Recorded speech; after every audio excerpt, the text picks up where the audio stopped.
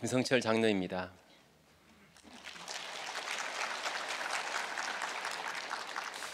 이 자리에 선 저를 보고 여러분들이 놀라시는 것보다 저는 더 놀라다가 정신 차려보니 이 자리에 서 있습니다. 어떤 설명이 필요 없이 제가 이 자리에 왜 서 있는지 오늘 큐티 본문 누가복음 20장 2절을 통해 먼저 텔링하고 가겠습니다. 2절입니다. 함께 읽겠습니다. 말하여 이르되 당신이 무슨 권위로 이런 일을 하는지 이 권위를 준 이가 누구인지 우리에게 말하라. 정말 기가 막힌 말씀입니다. 예수님에게 대제사장들과 서기관들, 장로들이 한 말을 장로가 된 제가 묵상하고 이 자리에서 나누게 하시는 분이 예수님이시며 예수님의 권위로 저뿐 아니라 이곳에 한 분 한 분이 앉아 계시다고 생각합니다. 왜냐하면 저는 오늘 말씀 45절에 나오는 이미 성전에서 내쫓기는 것이 마땅한 자, 46절에 나오는 기도하는 집이 되어야 하는 곳을 강도의 소굴로 만들었던 죄인이기 때문입니다. 그런 제가 2007년 10월 14일 반드시 이혼하리라 굳세게 마음먹은 채로 당시 5살이었던 아들과 아내와 함께 저 오른쪽 뒤편에 앉아 있었고, 저희 가족 주변으로는 그 전날 목장에서 처음 만났던 목장 식구들이 혹시라도 제가 중간에 나가버릴까 걱정하며 에워싸고 포진해서 앉아 계셨다는 것을 나중에 들었습니다. 오직 이혼하기 위한 목적으로 단 한 번만 주일 예배에 가준다는 약속을 하며 아내와 장모님에게 쓴 이혼 서약서에 도장을 받고 왔던 그날 이후에도 끊임없이 예수님을 죽이려 했던 제가 2025년 주일 예배의 자리에 말씀을 전하기 위해 서 있는 이것이 바로 예수님의 권위이며 예수님께서 하신 일입니다. 그래서 자격 없는 제가 감히 오늘 말씀을 통해 예수님께서 저를 어떻게 가르치시며 여기까지 오게 하셨는지 나누려고 합니다. 말씀을 준비하며 때마다 기도하는 집이 되어야 할 우리 가정과 교회, 기도하는 성전이 되어야 하는 저 자신을 강도의 소굴로 만들었음에 회개가 되었고, 지금도 역시 온전히 기도하는 집으로 만들기 위해서는 쫓아내야 하는 강도가 제 안에 있음을 보게 하셨습니다. 이 자리에 각자의 사역과 역할로 혼자 앉아 계시거나 가족이 같이는 앉아 있어도 다른 마음으로 위태롭게 계시는 분도 있을 것입니다. 그러나 어떤 분도 예수님의 권위가 없이 내 힘으로 이 자리에 앉아 계신 분은 단 한 분도 없다는 것을 깨닫는 이 시간이 되어서 가정과 목장과 일터, 내가 속한 그곳에서 나 한 사람이 예수님의 권위를 받고 그곳을 기도하는 집으로 만들기로 결단하는 역사가 일어나기를 기도합니다. 예전에 저처럼 이 시간에도 말씀을 전하는 사람의 어떤 꼬투리를 잡아서라도 죽이려고 꾀하는 마음으로 앉아서 저를 노려보고 계시거나 아예 오늘 담임 목사님도 안 계시니 자체 방학을 하신 분이 반드시 있을 텐데 바로 그분들이 저처럼 이 자리에서 간증을 하고 예수님의 권위를 받게 되실 그날이 온다는 것을 믿으시기 바랍니다. 또한 지금 이 말에 절대 아멘을 하지 않고 절대로 나를 힘들게 하는 그 사람에게는 예수님의 권위가 임할 수 없다며 믿지 않기로 작정한 그분 자신이 꼭 기도하는 성전이 되기로 결단하는 이 시간이 되었으면 좋겠습니다. 우리 각자가 성전이기에 오늘 말씀을 통해 강도의 소굴이 되어 있는 나 자신을 돌아보고 회개함으로 기도하는 집이 될 가정과 목장, 교회와 나라를 소망하며 기도하는 성전에 대해 생각해 보겠습니다. 나와 내가 있는 곳이 기도하는 성전이 되기 위해서는 첫째, 내 속의 강도를 내쫓아야 합니다. 45절, 46절입니다. 함께 봉독하겠습니다. 성전에 들어가사 장사하는 자를 내쫓으시며 그들에게 이르시되 기록된 바 내 집은 기도하는 집이 되리라 하였거늘 너희는 강도의 소굴을 만들었도다 하시니라. 성전이 예수님의 내 집, 기도하는 집인데 강도의 소굴을 만들었다고 하십니다. 당시 성전 제사 제도는 유대 종교 지도자들, 기득권을 가진 사람들의 부패로 인해 오염이 되어 있었습니다. 같은 내용이 나오는 병행구절 마태복음 21장 12절을 보겠습니다. 함께 봉독하겠습니다. 예수께서 성전에 들어가사 성전 안에서 매매하는 모든 사람들을 내쫓으시며 돈 바꾸는 사람들의 상과 비둘기 파는 사람들의 의자를 둘러 엎으시고. 여기서 보면 알 수 있듯 성전에 돈 바꾸는 사람들, 비둘기 파는 사람들처럼 나의 유익을 구하며 경건을 이익의 재료로 삼은 사람들이 있었습니다. 유월절을 지키기 위해 오는 백성들에게 로마 황제의 얼굴이 새겨진 로마 화폐를 성전세로 내는 것이 우상 숭배이니 로마 화폐를 성전 화폐로 바꾸어 내야 한다며 투명하게 계산하지 않고 부당한 이득을 취해 돈을 바꾸는 사람들이 있었고, 또 성전에 올 때 멀리서부터 재물을 가져와야 하는 이스라엘 사람들의 불편함을 덜어준다는 명목으로 성전 앞에서 가장 가난한 사람들이 바치던 재물이었던 비둘기를 몇십 배로 팔면서 폭리를 취하는 사람들을 통칭해 예비하는 백성이 아니라 장사하는 자들이라고 내쫓으십니다. 이렇게 교회에 각자의 유익을 감춘 채 기도하는 집, 주님의 집에 나의 유익, 나의 복을 구하며 기복으로 오는 발걸음이 강도의 발걸음이며, 하나님의 자녀보다 세상의 자녀로 키우며 주의 일꾼이 아닌 돈과 성공의 일꾼으로 가족들을 부추기는 것이 강도의 소굴을 만들고 장사하는 내가 아니냐고 물으십니다. 저는 문자적으로 이곳에서 병원 홍보를 한 것도 아니고 물건을 판 것도 아니고 내 힘으로 모든 것을 다 해내는 승승장구의 정점에서 거식증에 알코올 중독의 아내를 만나 외도까지 정점을 찍어준 가해자 때문에 피해자로 이 자리에 앉아 있으니 절대 장사하는 자가 아니라고 생각했습니다. 오히려 이혼당하지 않으려고 당시 채피를 빨아먹는 거머리 같다고 아내에게 말했던 것처럼 끈질기게 제게 붙어서 이혼하지 않으려는 아내가 본문에 장사하는 자들처럼 저를 사기 위해 공동체를 이용하고 있다고 생각했습니다. 전문의 시험도 전국 1등이었고 개업도 하자마자 폭발적으로 환자가 오며 실패를 몰랐던 제게 계획대로 되지 않는 것이 있다는 것을 결혼 직후부터 끊임없이 깨닫게 해준 아내가 거식증이라는 것을 신혼 초에 알게 되고 정신병원에 입원도 시키고 유명한 정신과 선후배의 인맥을 동원해 치료를 했는데 기적처럼 아들을 낳으니 이제 내가 원하는 집의 모양을 갖출까 기대를 했습니다.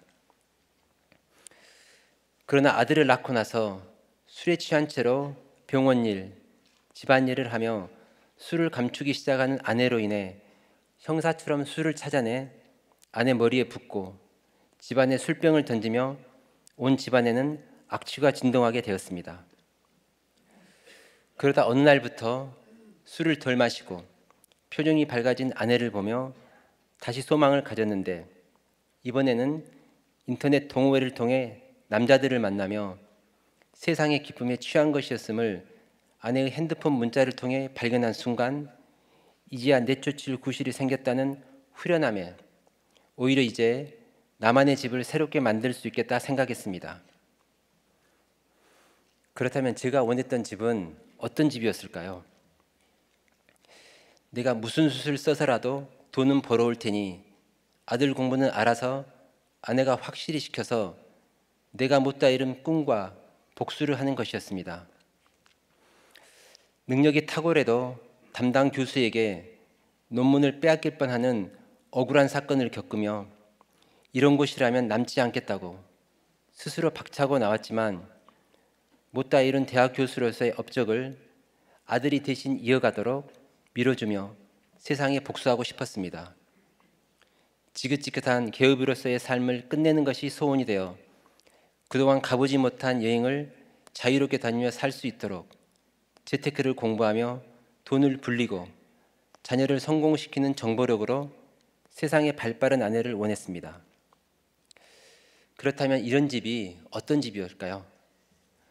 바로 오늘 말씀의 강도의 소굴입니다. 그러니 강도의 소굴을 기도하는 집이 되게 하기 위해 아픈 아내를 주셨는데, 아내가 알코올 중독이 되어 끊임없이 자살 시도를 하는데도 제가 교회에 오지 않으니 외도의 정점까지 찍게 하신 것입니다. 하지만 오직 아내를 내쫓을 기회로만 여기며 오히려 이혼하기 위한 목적으로 교회에 왔으니 그 또한 제 속의 강도였습니다. 첫 예배에서 어떤 중독자라 해도 친엄마보다 더 좋은 엄마는 없다는 목사님 말씀을 들으며 어린 아들을 위해 이혼은 안 되겠구나 생각했고, 아프다 하여 버린다면은 개돼지와 다를 게 무엇이냐는 말씀이 저의 심장에 박혀 이혼을 접었지만, 그 다음은 아내의 병 낫는 것이 목적이 되어 교회를 이용하는 두 번째 강도로 이어졌습니다.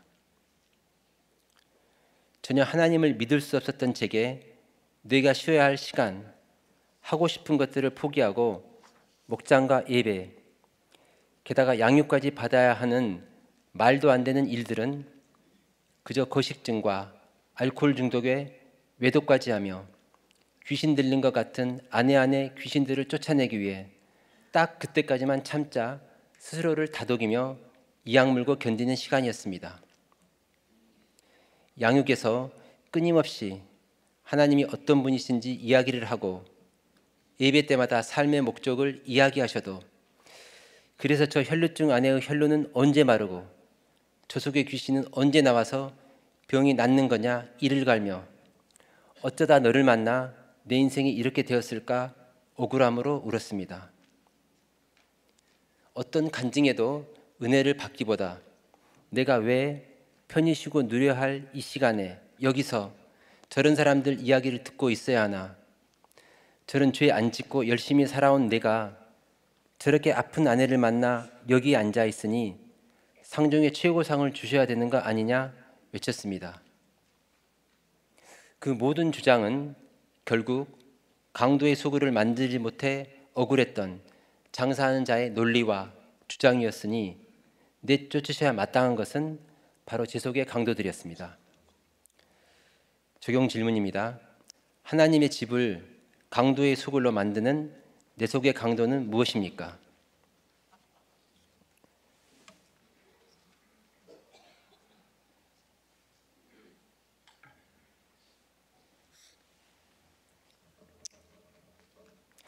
나와 내가 있는 곳이 기도하는 성전이 되기 위해서는 둘째, 날마다 귀를 기울여 가르치심의 말씀을 들어야 합니다. 47절, 48절입니다. 함께 봉독하겠습니다. 예수께서 날마다 성전에서 가르치시니 대제사장들과 서기관들과 백성의 지도자들이 그를 죽이려고 꾀하되 백성이 다 그에게 귀를 기울여 들으므로 어찌할 방도를 찾지 못하였더라. 강도의 소굴이 되었던 성전에 들어가셔서 직접 부패함을 내쫓으신 예수님은 그것으로 끝나지 않으시고 날마다 성전에서 가르치십니다. 예수님의 공생의 기간 내내 치유와 기적과 이적을 모두 복음 전하기 위해 사용하시며 십자가 죽음으로 나아가는 그 순간까지 가르치심을 이어가셨고 기도를 쉬지 않으셨습니다.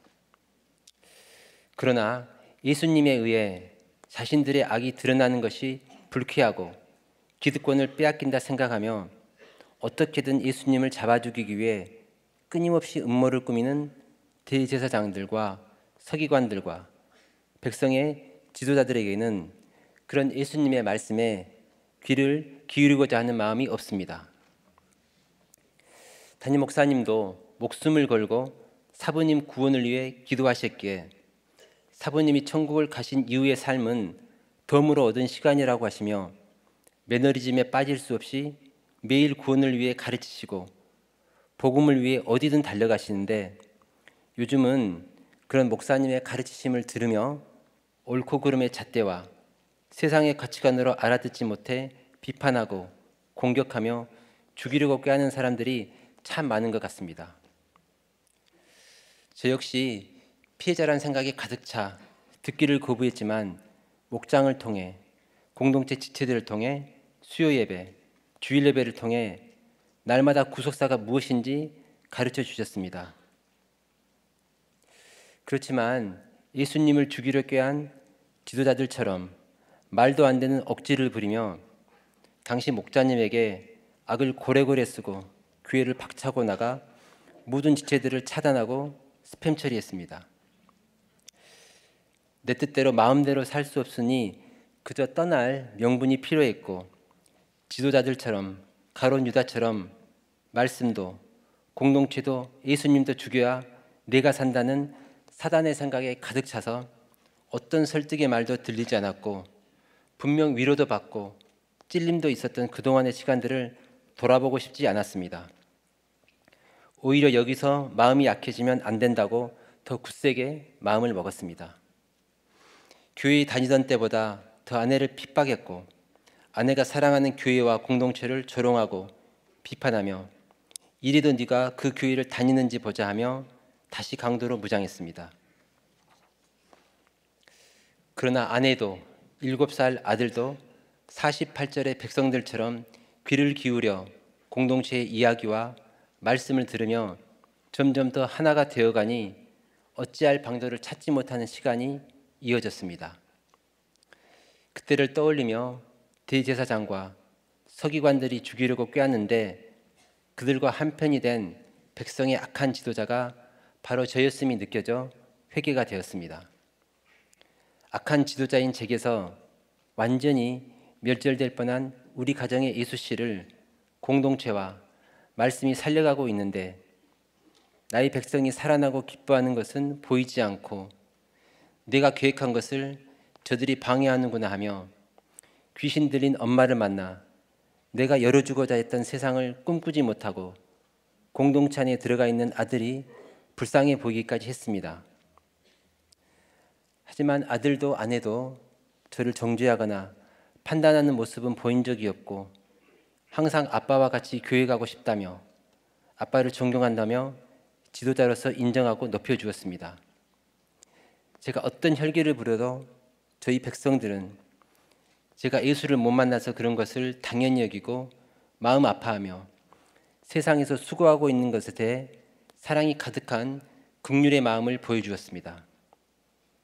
그래서 나의 백성들이 교회에 가는 것은 막을 수 없었던 것 같습니다. 그리고 저 푸른 초원 위에서 굿샷을 외치며 골프를 친 다음 날 허리디스크 파열로 응급수를 받는 사건이 왔습니다.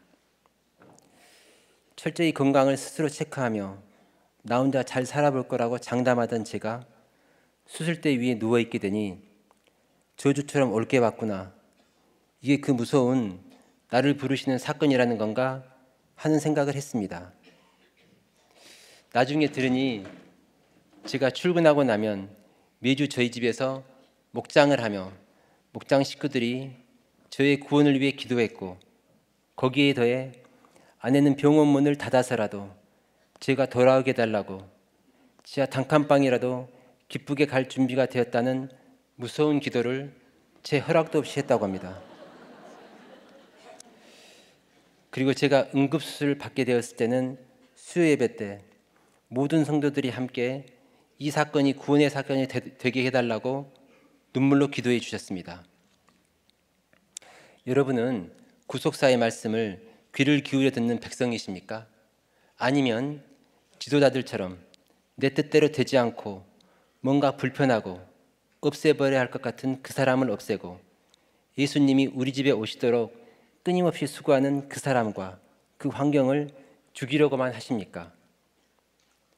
만약 내 옆에 그렇게 나를 죽이고자 하고 예수 믿기를 거부하는 지도자가 있고 가족이 있다면 48절에서 그들이 어찌할 방도를 찾지 못하게 하는 방법을 알려주십니다.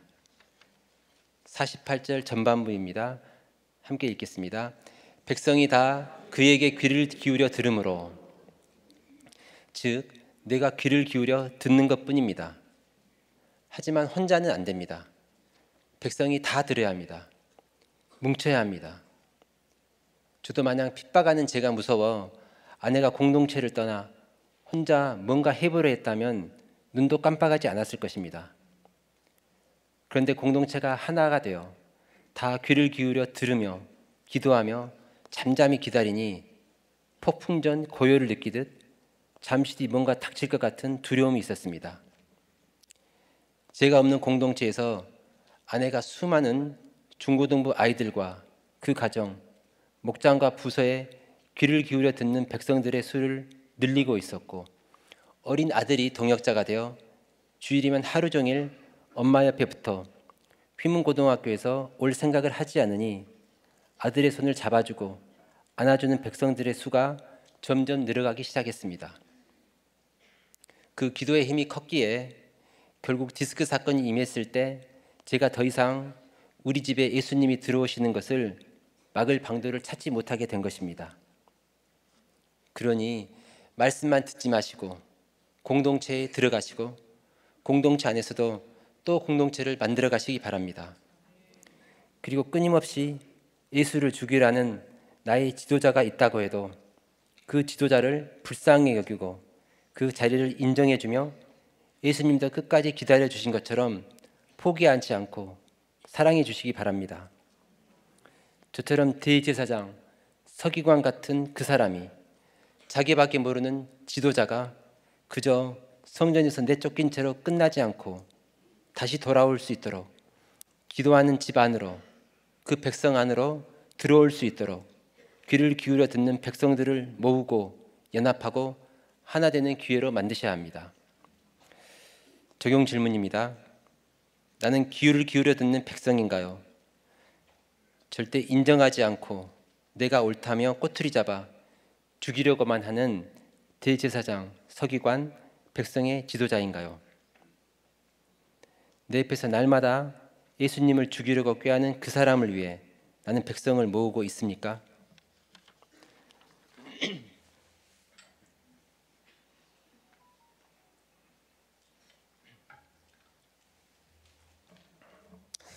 나와 내가 있는 곳이 기도하는 성전이 되기 위해서는 셋째, 하늘로부터 오는 권위를 받아야 합니다. 20장 1절 2절입니다. 함께 봉독하겠습니다. 하루는 예수께서 성전에서 백성을 가르치시며 복음을 전하실새 대제사장들과 서기관들이 장로들과 함께 가까이 와서 말하여 이르되 당신이 무슨 권위로 이런 일을 하는지 이 권위를 준 이가 누구인지 우리에게 말하라. 예수님의 가르치심은 기쁜 소식, 복음입니다. 복음을 통해 영혼이 살 길이 열리고 하나님과 막힌 관계가 열리는데 대제사장들과 서기관들은 그 내용에 대해 묻고 궁금해하는 것이 아니라 권위를 반복해서 말합니다. 성전에서 장사하는 자를 내쫓으시며 강도의 소굴이 된 그곳을 정화하시기 위한 개혁에 기뻐하지 않는 사람은 결국 그 체제가 바뀌지 않고 유지되어야 이득을 취할 수 있는 사람들이며 제사와 예배보다 물질과 욕심에 취한 유대 지도자들이었습니다. 그러니 성전에서 가르치시는 예수님을 바라보며 백성들이 자신들의 타락과 부패함을 다 알게 되는 위기감과 지금까지 쌓아온 권력을 빼앗길 것 같은 두려움을 느꼈을 것입니다. 비리로 하나 된 대제사장과 서기관들도 모자라 장로들까지 함께 예수님께 자격을 묻는 바탕에는 사내들인 공회가 인정하지 않는 권위는 용납할 수 없다고 주장하며 그 권위는 결국 자신들에게 있다는 논리를 가지고 따지는 것입니다. 구속사적인 큐티 묵상을 통해 진정한 개혁이 일어나고 있는데 어떻게 그렇게 자의적인 해석을 하느냐 따지는 사역자님들이 목회자 세미나에 오신 분들 중에도 있었습니다. 무슨 자격으로 평신도가 양육을 하고 성경을 가르치고 강대상에서 수요 예배 인도를 하느냐고 하실 때 저희 가정이 살아난 이야기를 합니다. 삶을 포기하려 했던 아내와 그런 아내로 인해 힘들어 복수하는 마음으로 자살을 생각했던 제가 하나님을 만나 사명을 찾게 된 이런 일. 깨어진 가정에서 상처로 병들 수밖에 없었을 아들이 말씀 안에서 교회를 사랑하는 하나님의 일꾼이 되어 세상과 구별된 가치관으로 성장하게 된 이런 일. 이곳이 아니었다면 태어나지도 못했을 늦둥이까지 11년 터울러 주신 기적 같은 이런 일, 삶으로 드러나는 하나님의 역사가 우리들 교회 장르별로 종류별로 얼마나 풍성하게 이어지는지 말씀드렸습니다. 권위와 권력은 비슷해 보이지만 다릅니다. 유대 기득권이 외치는 그들의 권위는 인간이 부여한 권력을 의미하는 것이지 하나님께서 주신 영적 권위를 말하는 것이 아닙니다. 권력은 자신의 의지와 목표를 강제적으로 사용하기에 이기적으로 사용되기 쉽지만 영적 권위는 내 뜻이 아닌 하나님의 뜻을 목적으로 두기에 날마다 죽이려는 사람들이 있어도 예수님처럼 또 찾아가고 무슨 자격으로 이런 일을 하느냐 비난을 들어도 또 대답하며 나의 감정과 생각과 판단을 멈추기로 결정하는 것입니다. 나에게 주신 어떤 환경도 하나님이 알고 계시고 내게 맡기셨다는 책임감으로 끝까지 버틸 힘을 하늘에서 공급받는 것이 영적 권위를 받은 자의 모습입니다. 결국 사명 때문에 그 권위를 주시는 것이니 영적 권위는 십자가 지고 죽는 권위이고 나의 자아를 죽여 한 영혼을 살리고자 하는 권위입니다. 그런 권위가 그들이 이야기하는 이런 일인데 대제사장, 서기관, 장로들처럼 아무리 가까이 와서 보고 들어도 권력만 붙잡고 싶고 하늘로부터 받는 권위에는 관심이 없는 사람이 많습니다. 죽고 싶지 않기 때문이고 십자가 지는 것이 부담스럽기 때문입니다. 이 땅에서 누리고 싶은 것을 예수님의 이런 일 때문에 포기하고 싶지 않기 때문입니다. 그러나 예수님의 이런 일은 그저 그런 하찮은 일이 아닙니다. 저와 아내는 요즘 계속되는 자살 소식에 누구보다 안타까움이 큽니다. 수없이 반복되는 아내의 자살 시도에 내가 안 보이는 데서 조용히 죽으라고 쳐다보지도 않았지만 설마 아내가 정말 죽을 거라는 생각은 하지 못했습니다. 아무리 수면제를 털어놓고 술에 취해 차를 몰고 나가도 또 쇼를 하는구나 지겹다는 생각과 이런 너를 보는 내가 훨씬 더 힘들다는 걸 내가 진짜 자살이라도 해서 보여줄까 하는 복수심까지 들었습니다. 그러나 제게 비난을 들은 어느 날 조용히 방에 들어간 아내가 방문을 잠그고 너무 오랫동안 나오지 않으니 예전과는 다른 무서운 생각이 갑자기 들었습니다. 12층 창문으로 떨어지려는 아내를 극적으로 막은 아찔한 순간에서야 이러다 아내가 정말로 죽을 수도 있음을 알았습니다. 그리고 며칠 뒤 유명한 여배우의 자살 소식에 온 국민이 놀랐고 저희 부부는 바로 그 사건이 우리의 사건이었을 수 있다는 생각을 잊은 적이 없습니다.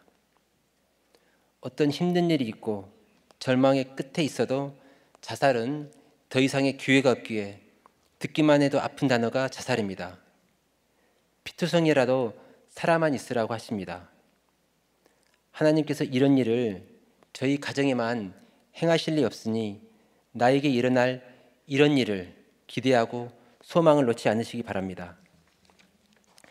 그리고 어둠 가운데 있는 사람들에게 이런 일, 하나님의 일을 하는 내가 바로 하나님으로부터 영적 권위를 받은 한 사람이라는 정체성을 가지시기 바랍니다. 우리에게 권위를 주시는 이유는 오직 복음 때문입니다. 그러니 죽을 권도, 누군가를 죽일 권도 우리에게 없음을 기억해야 합니다. 적용 질문입니다. 나는 무슨 권위로 어떤 일을 하나요? 빼앗기기 싫은 권력, 갖고 싶은 권력은 무엇입니까?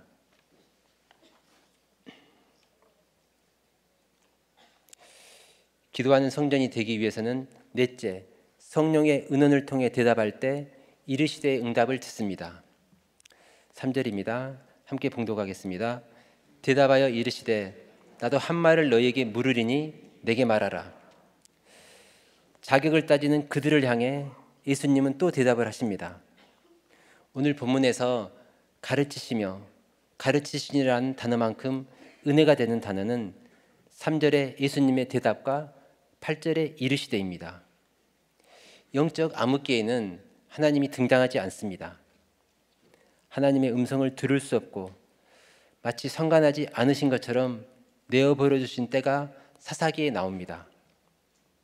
아브라함도 다윗도 유다도 택자이고 예수님의 조상이기에 하나님께서 찾아와 다시 말씀해 주시지만 죄를 짓는 당시 침묵하셨을 때가 있습니다. 그래서 우리에게 가장 무섭고 두려운 시기는 내 마음대로 되지 않는 때가 아니라 하나님의 침묵이 길게 이어지는 때입니다. 대제사장들이 끊임없이 죽이고자 꾀하는 것을 알고 계시는 예수님은 4절 요한의 세례를 통해 대답하십니다. 4절입니다. 함께 읽겠습니다. 요한의 세례가 하늘로부터냐 사람으로부터냐. 바로 이런 대답이 성령의 지혜로 올무에 빠뜨리려는 그들을 올무에 빠지게 하는 대답입니다.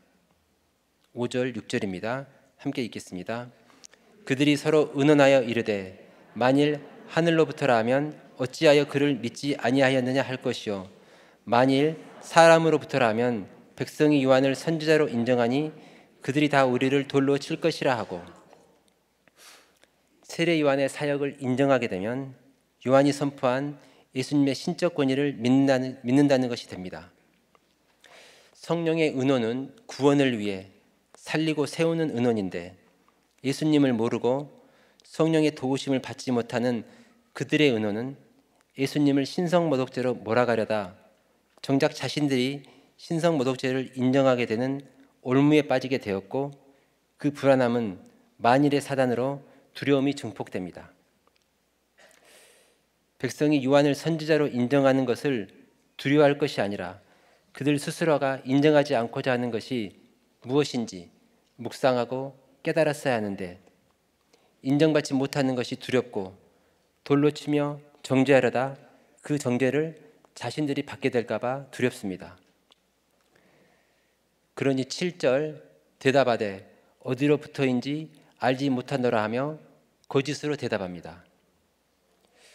우리에게 말하라며 당당히 따지던 그들이 정작 많은 사람들이 알고 있는 요한의 세례로 반문하시며 예수님이 세례 요한이 선포했던 그 메시아임을 알려주시는 질문에 나는 모른다고 회피하는 것입니다. 이것은 명백하게 거짓말입니다. 이때라도 솔직하게 대답하기 싫다고 만일 이러면 어떻게 하냐고 두렵다고 나누었어야 하지만 자기 생각으로 꽉 찬 사람들끼리 의논을 하니 예수님께서 원하시는 답을 할 수 없습니다. 이렇게 말씀이 들리지 않으면 날마다 옳고 그름으로 따질 것도 많고 자꾸 걸려서 넘어가지지 않는 것이 많습니다. 저 역시 목자가 되어서도 목사님의 가르치심에 대해 알아듣지 못하니 날마다 넘어가지 못하는 옳고 그름에 스스로 시험이 들어 비판을 하며 오히려 목사님이 모르셔서 그러니 내가 가르쳐 드려야겠다는 말도 안 되는 생각으로 목사님께 메일을 보냈습니다. 말씀을 준비하며 그때 목사님께 보낸 메일을 찾아보니 기가 막혔습니다. 어쩌면 예전에 저와 같은 생각을 하고 계실 목자님이 계실 수도 있을까 하는 생각에 오늘 예전 목자였을 때의 저 스스로를 고발하고 회개함으로 해석한 생각을 들려드리고자 합니다. 메일 제목은 존경하는 목사님께로 그럴듯하게 가룟 유다가 입맞춤하듯 시작합니다. 회파될 뻔한 저희 가정을 살려주신 목사님께 저희 세상적 가치관이 바뀌게 되어 어떤 감사로도 표현하지 못할 정도입니다. 저는 이 부분이 기가 막혔습니다. 여전히 세상적 가치관에 꽉 차 있다는 증거가 메일 내용에 가득한데 저 스스로 구속사의 가치관이 되었다고 생각했음에 저 자신이 부끄럽고 고개가 숙여졌습니다. 이렇게 편지를 드린 것은 목자로서 평생 이곳에서 지내야 하니 목사님께 좀 더 효율적이고 생산적인 몇 가지 제안을 드리고자 함입니다. 여기서부터 효율적, 생산적이라는 단어만 봐도 딱 세속사임이 느껴집니다. 내과 개업으로 평일 오후 7시 토요일 오후 4시까지 진로를 보고 퇴근할 때면 사람 얼굴 대하기도 싫고 쉬고 싶은 마음뿐입니다. 이렇게 쉬지 못하다가는 내가 빨리 죽겠구나 우울한 생각마저 듭니다. 예배 마치고 하루라도 쉬고 싶은 주일날 인천에서 새벽 6시에 아내는 고등부 교사라 바리바리 싸들고 일부 예배를 같이 가서 저는 3부 마치고 목자 모임이 있으니 2부 3부까지 하루 종일 교회에서 시간을 보냅니다. 영육으로 쉼이 없는 생활입니다. 대부분 주 5일째인데 저처럼 토요일까지 지치도록 일하고 주일에 먼 휘문까지 와서 예배 드려야 하는 목자들도 분명히 있을 텐데 오랫동안 목자를 하려면 매주 늦은 목자 모임으로 힘든 목자들의 상황을 이해해 주셨으면 하는 마음으로 몇 가지 안을 건의드리고자 합니다. 잘 들어보십시오. 첫째, 현재 비효율적으로 매주 하는 목자 모임과 부목자 모임을 매달 한 번씩 한다. 대신 매주 초원님께 이메일 또는 전화로 목원 상태를 보고하는 것이 효율적입니다. 둘째, 그래도 굳이 매주 해야만 한다면 마을별로 돌아가며 목자 모임을 한다.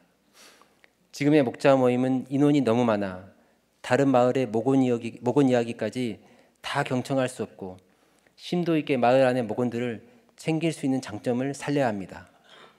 셋째, 1부, 2부, 3부 예배 시간 중 초원별로 시간을 정해서 그 초원에 있는 목자들이 바로 예배 드리고 목자 모임을 해서 교회에 너무 오랜 시간 있지 않도록 장소도 교회에서 제공해 주시면 좋겠습니다. 부서 섬기는 목자님들의 조정이 힘든 경우 초원 목자 모임 시간에 따라 부서 이동이 필요합니다. 등등 교만의 정점을 찍으며 감히 목사님께 읽기도 부끄러운 안들을 고르시라며 저 스스로 이런 생각을 해낸 것을 뿌듯하고 자랑스럽게 생각했던 기억이 어렴풋이 납니다.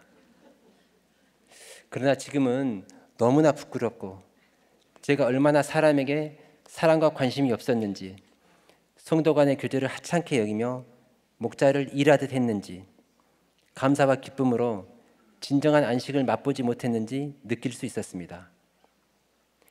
그토록 힘들면 제 병원이니 근무 시간을 줄이면 되는 것이고 주일은 그저 쉬는 날이 아니라 구원에 대한 감격으로 온전히 하나님을 생각하며 보내야 하는 주의 날인데 이 땅과 세상이 중심이 되니 저런 말도 안 되는 메일을 감히 목사님께 보냈습니다. 결국 그 당시 제게 교회는 그저 저희 완벽주의, 강박으로 힘들었던 마음을 위로받고 기복을 바라며 고난을 미리 없애고자 하는 불안한 마음을 기도와 말씀으로 교묘하게 채우고 있는 수준이었습니다. 그런데 이런 저의 메일에 목사님은 아무 답도 안 하셨습니다. 오늘 8절 말씀 너희에게 이르지 아니하리라 하듯 아직 알아듣지 못하고 땅의 언어만 쓰는 제가 야단조차도 맞을 수 있는 수준이 아님을 정확히 분별하셨다는 생각이 듭니다. 그렇지만 제가 초원지기가 되어 수요 예배를 인도한 뒤 목사님께서 그때 그 생각은 지금도 같아요 하실 때 정말 깜짝 놀랐습니다.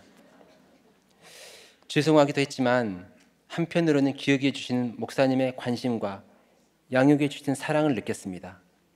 가르치심도 야단도 그러니 참 감사한 양육입니다.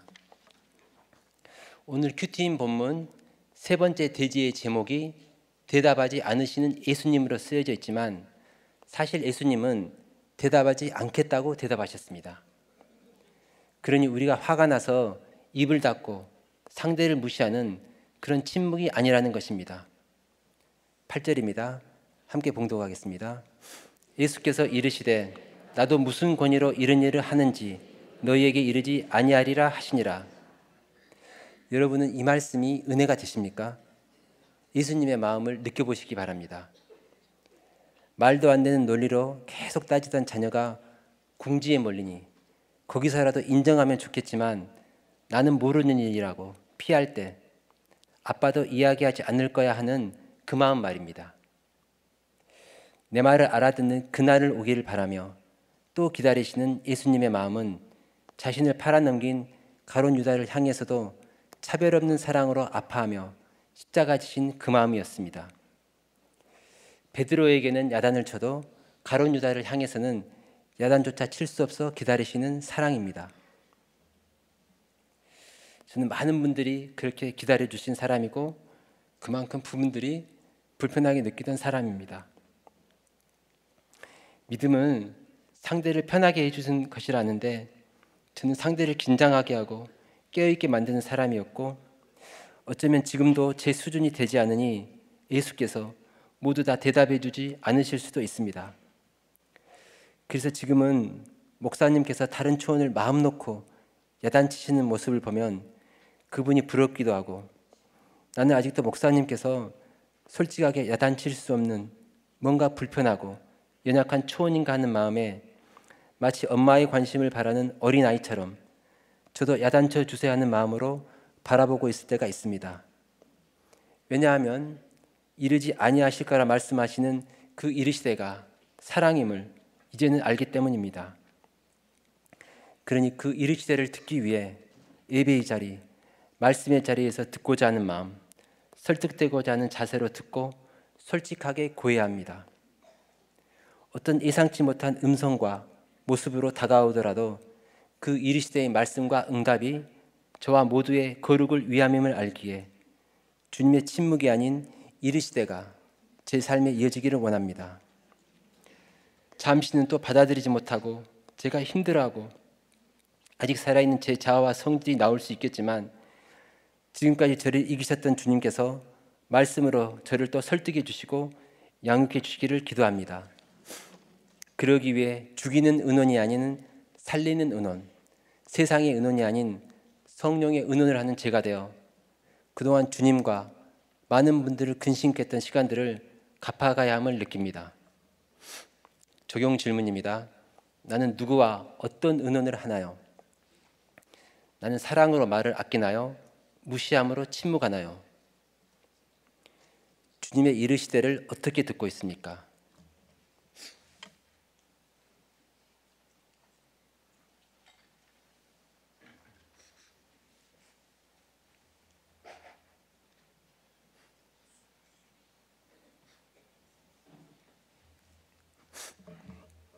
마지막으로 공동체 고백은 집안 대대로 내려오는 풍속과 같은 가족 우상과 내가 옳다고 외치는 세속사로 기도하는 집이 되어야 할 가정을 강도의 소굴로 만들었던 김성철 장로의 매일 2탄입니다. 오늘은 제 속의 강도들을 내어쫓고 이곳에 계신 분들의 강도들도 쫓아드리기 위해 심판대에서 조사받는 심정으로 다 털고 가기로 작정을 했습니다. 아하스의 죄, 므낫세의 죄악들이 성경에 그대로 적혀 있듯 제 지나온 시간들이 생명책에 다 적혀 있었을 텐데 오늘 이렇게 회개하며 내어놓음으로 그 부분을 조금이라도 삭제해 주시기를 바라는 마음입니다. 아내에게 교회 오기 전에도 협박성 메일을 썼었지만 교회 온 이후에도 목자, 마을지기, 초원지기 때마다 메일을 썼던 것을 이번 말씀 준비하며 다 찾아 읽어보았습니다. 그런데 그중 제가 오랫동안 우리들 교회의 가정성수라는 핵심 가치에 대대로 내려오는 저희 집안의 가족 우상을 합리화한 것도 모르다가 한계에 부딪혔던 때의 메일을 발견했습니다. 가룟 유다처럼 마지막에 예수님을 떠나는 가장 안타까운 선택을 하듯 우리들 교회를 떠날 위기에서 공동체의 돌봄과 목사님의 주일 말씀을 통해 회복되었음을 느끼며 오늘 저의 산당을 제거하기 위해 제가 썼던 메일을 읽어드리려 합니다. 우리들 교회에 와서 죽을 수밖에 없었던 아내가 살아났지만 제가 원하는 가정의 모습으로 제 통제권 안에 들어오지 않는 것에 대해 끊임없이 분노했던 때였습니다. 그때는 제가 당연히 절대적으로 옳다 주장했지만 이런 저의 생각과 가치관을 완전히 바꾸어 주셨기에 이렇게 오픈할 수 있는 때가 왔다는 것이 저 스스로 기적 같아 은혜가 되었습니다. 목사님께 쓴 메일에서도 그랬지만 저는 항상 십계명처럼 1번, 2번 번호를 매기며 내용 증명 보내듯 메일을 보냅니다. 읽겠습니다. 1번, 여자 목장 목자 이외의 모든 부서 일은 이번 주 내로 정리하고 그만둔다고 교회에 통보한다. 가로 열고 고등부, 주보팀, 중보기도부 모두 그만두었는지 내가 부서에 확인할 것임. 가로 닫고 2번 주일에는 두 아들과 일부 마치고 어떤 상담도 만남도 하지 말 것. 가로 열고 그렇지 않으면 또 늦어지고 아들들이 기다리는 상황이 발생하므로 아이들 목장 마치고 올 때까지 차 안에서 대기 후 귀가할 것. 3번 주일에 교회에서 해야 할 일이 생기면 나에게 먼저 보고하면 내가 처리할 것임. 4번 교회 어떤 제안도 거절하고 나에게 토스할 것. 5번 주일 예배는 어떤 경우에도 한 번만 드릴 것. 6번 평일 저녁 시간에 상담 전화, 카톡하지 말 것. 낮 시간 외에는 핸드폰 보는 것 금지. 여자 목장 외에는 상담 전화 금지. 7번 단독으로 내는 주일 헌금, 감사 헌금, 목적 헌금 금지. 가로 열고 이 부분은 내가 수시로 인터넷으로 조회하겠음. 8번 이 모든 것에 대해 명확히 해결되지 않을 경우 모든 직분을 내려놓고 둘 다 목원으로 남는다. 9번 목원이 되어서도 또 교회 일을 할 경우 우리 가족은 가장인 내 뜻을 따라 교회를 떠난다. 10번 이상의 내용은 우리 가정을 위해 고민하고 내릴 결정이니 어떤 조정도 없는 명령임을 받아들인다. 기가 막히시죠? 저도 읽으며 기가 막혔습니다. 그럼에도 우리들 교회가 아니었다면은 지금도 저희 가치관과 내가 옳다는 확신은 절대로 깨지지 않았을 것을 생각하니 저희 돌 같은 세상 가치관과 가족 신화를 깨주신 교회와 목사님께 너무나 감사했고 그 자리에서 끝까지 저를 받아낸 아내와 아들이 항상 저를 안아주고 무릎 꿇고 기다려 주었음에 미안하고 고맙습니다. 아내가 더 이상은 못하겠다고 힘들다고 해도 중학생이 된 아들이 오늘 말씀 듣고 은혜 받는 사람이 엄마라면 엄마가 아빠를 받아주시는 게 맞지 않냐고 무조건 먼저 사과하시고 잘못했다고 하시라고 했다는 말을 나중에 들으며 아들이 저보다 100배 훌륭하다는 생각을 했고 그렇게 키워주신 우리 공동체에 너무나 감사했습니다. 그 당시 저의 믿음의 수준에 대해 정죄하거나 비판하시지 않고 교회도 목사님도 저를 불쌍히 여겨주시며 암탉이 새끼를 품듯 품어주셨고 아내 역시 교회만 떠나지 않게 해달라고 납작엎드려 제가 원하는 모든 것에 따르며 교회에 제가 모르게 다 말씀드리고 상의하며 진심으로 순종한 시간이 저희 어둠에 빛을 비추어주는 시간이 되어 다시 말씀을 듣고 돌이키게 되었습니다. 저는 담임 목사님께서 사부님 이야기를 하실 때 참 많은 부분 공감을 했습니다. 절약과 교회 비판, 자기 의도 너무 제 모습과 같았지만 목사님을 향한 집착, 소유로 여기는 사부님 방식의 사랑이 너무 공감이 되어 목사님께서 사부님 이야기를 하실 때면 성도님들은 놀라기도 하고 웃기도 하는데 오히려 그 반응을 의아해하며 사부님의 말과 행동 모든 모습을 당연하고 옳다고 여겼습니다.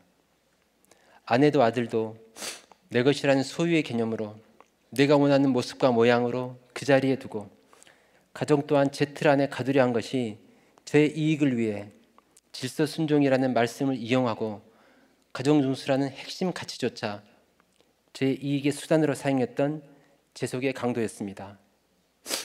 내 몸이 성전이고 내가 있는 어떤 곳도 성전이기에 기도하는 집이 된다는 이 말씀은 나 자신도 하나님과의 참된 교제와 관계가 이루어지는 것을 뜻합니다.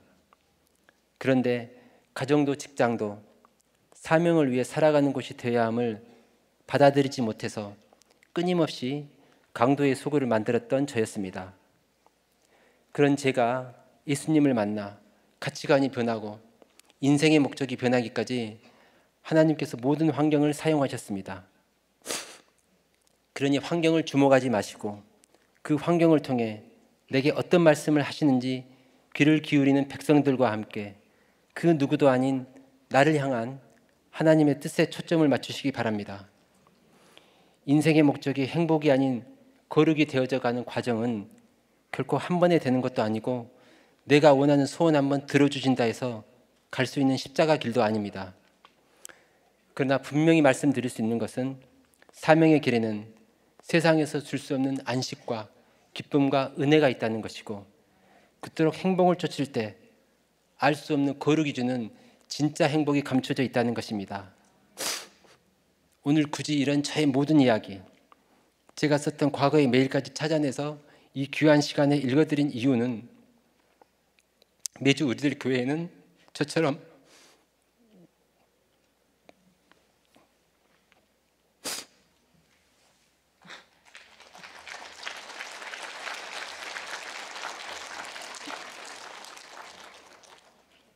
꼭 살아나야 하는 한 사람, 한 가정이 오시기 때문입니다.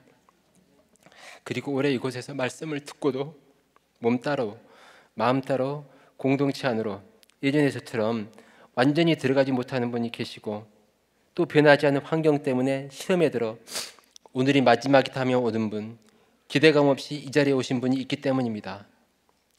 부족한 저로 인해 오늘 은혜를 하나도 못 받았다고 하시더라도 모든 병원에서 포기했고 자살로 끝날 수밖에 없었던 저희 아내와 하나님이 절대 믿어지지 않던 제게 부어진 주님의 권위를 사모하시고 이곳에 계신 모든 분이 그 영적 권위를 받아 사명의 길을 함께 사모하시길 기도합니다. 저 또한 지금의 낮아진 마음을 잃지 않고 오래 기다려주신 하나님과 교회 앞에 진실된 종이 되어 기도하는 집과 병원, 목장과 초원을 만들어 가겠습니다. 말씀을 맺겠습니다. 나 자신과 우리 가정, 내가 있는 그곳이 기도하는 성전이 되기 위해 먼저 내 속의 강도를 내쫓아야 합니다. 그 강도를 내쫓기 위해 날마다 귀를 기울여 가르치심의 말씀을 들어야 합니다.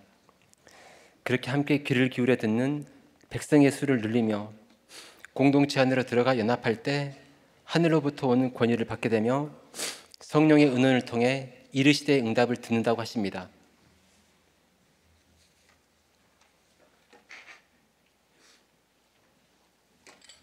이 시간 함께 나의 한숨을 바꾸셨네 찬양하기를 원합니다.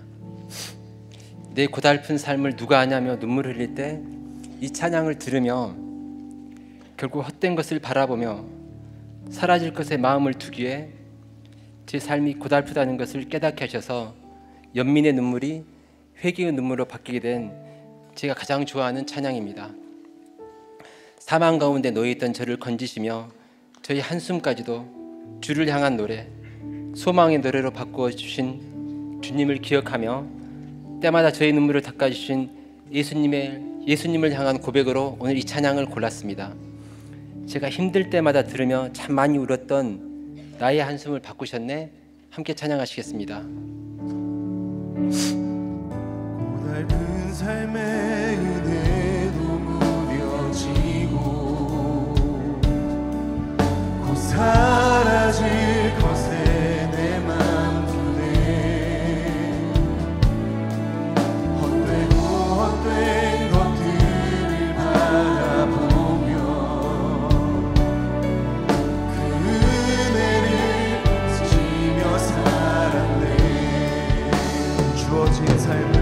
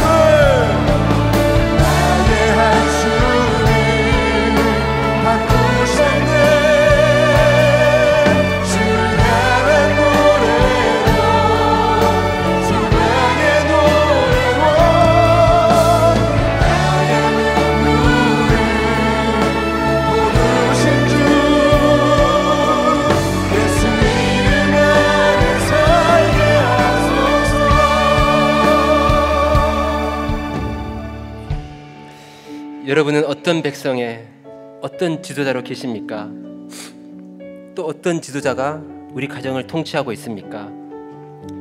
내 곁에 대제사장 서기관 같은 가족이 예수를 죽이려 하고 백성을 사랑하지 않는 지도자가 내 곁에 있다고 해도 예수님께서 나를 기다려 주셨듯 그렇게 기다리며 그저 우리는 이 시대의 말씀으로 내 속의 강도를 찾고 내쫓게 해달라고 기도합시다. 세상의 권력을 기대하지 말고 예수께서 하시는 이런 일을 통해 영적 권위를 받게 해달라고 기도합시다. 끊임없이 실수하고 사라질 것에 마음을 두기에 헛된 것을 바라보는 우리들이지만 오늘도 우리를 붙드시는 예수님을 보게 해달라고, 그래서 내가 있는 모든 곳이 기도하는 성전이 되게 해달라고 주님 한번 부르고 다 같이 기도하시겠습니다.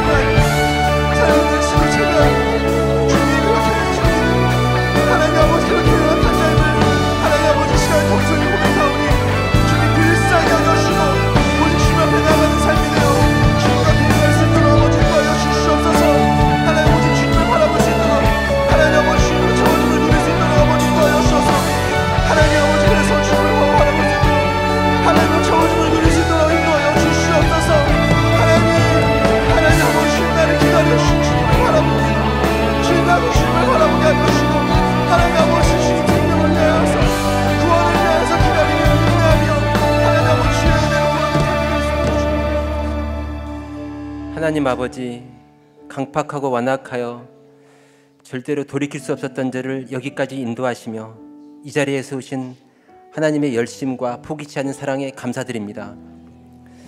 내 삶이 고달프다 연민에 울며 이 은혜의 자리를 수없이 놓칠 뻔한 제 눈에서 회개의 눈물이 나오게 하시고 헛되고 헛된 것들을 바라보던 제가 다시 은혜를 붙잡도록 저희 한숨을 바꾸어 주신 주님께 모든 영광을 올려드립니다. 이제는 공동체와 하나님께 더 이상 근심거리가 되지 않기를 원합니다. 그러니 다시 사라질 것에 마음을 두려워할 때 지금까지 나를 붙드신 예수를 보게 하여 주시옵소서. 그 은혜를 놓지 않게 하시고 힘든 시간을 통과할 때마다 지금의 주어진 삶을 공동체와 함께 묵묵히 살아가게 하여 주시옵소서. 붙잡아주는 공동체가 아니었다면, 구속사의 말씀을 듣지 못했다면 이혼을 넘어 아내가 자살하게 만들고 저 역시 자살로 복수하거나 일로 회피하며 하나뿐인 아들의 생명까지 위험하게 만들었을 죄인입니다. 살아있어 주어 고맙다는 공동체의 말에 눈물 흘리는 아내의 모습을 보며 고맙다는 말과 사람만 있으라는 말을 하기는커녕 조용히 죽으라고, 너를 만난 뒤 내 인생이 꼬였다는 저주의 말로 아내를 죽이는 살인의 죄까지 지을 뻔했음을 회개하오니 이제는 한 영혼을 예수님의 마음으로 기다리며 주신 사명 은혜로 감당케 하여 주시옵소서. 부족한 제가 말씀을 전해 이 자리에 2007년도 저희처럼 어려운 발걸음을 하신 한 가정, 한 사람이 은혜를 받지 못하면 어떻게 하나, 오히려 시험 드는 분은 없을지 인간적인 의논이 제 안에서 가득했던 시간들을 보내고 이 자리에 오직 하나님만 의뢰하는 마음으로 섰사오니 불쌍히 여겨주시고 오직 예수님의 권위가 기억되고 인정되는 시작이 되도록 역사하여 주시옵소서.